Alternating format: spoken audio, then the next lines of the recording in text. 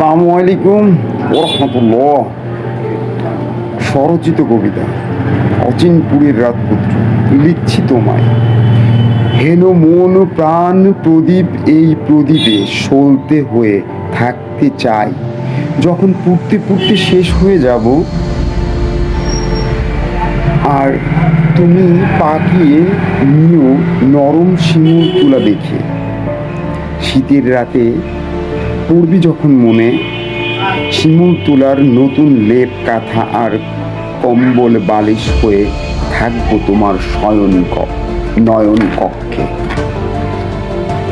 বক্ষ বরণ করে রেখেছি তোমার বহুকাল বহু বছর ধরে।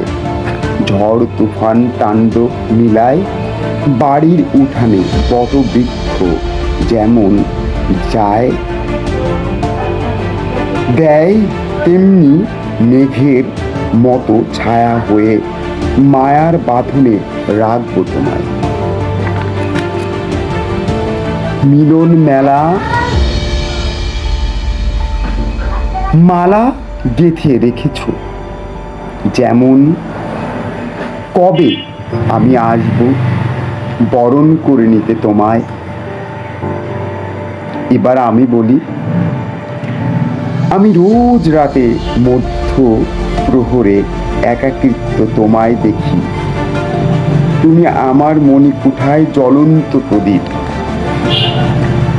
তোমার সাথে যাব বলে প্রতিনিয়ত প্রদীপের আলো নিভিয়ে রাখি।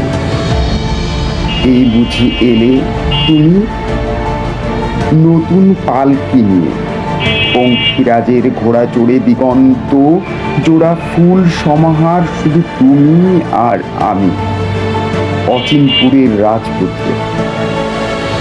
ধন্যবাদ সকলকে। আসসালামু আলাইকুম ওয়া রাহমাতুল্লাহ। সংক্ষিপ্ত।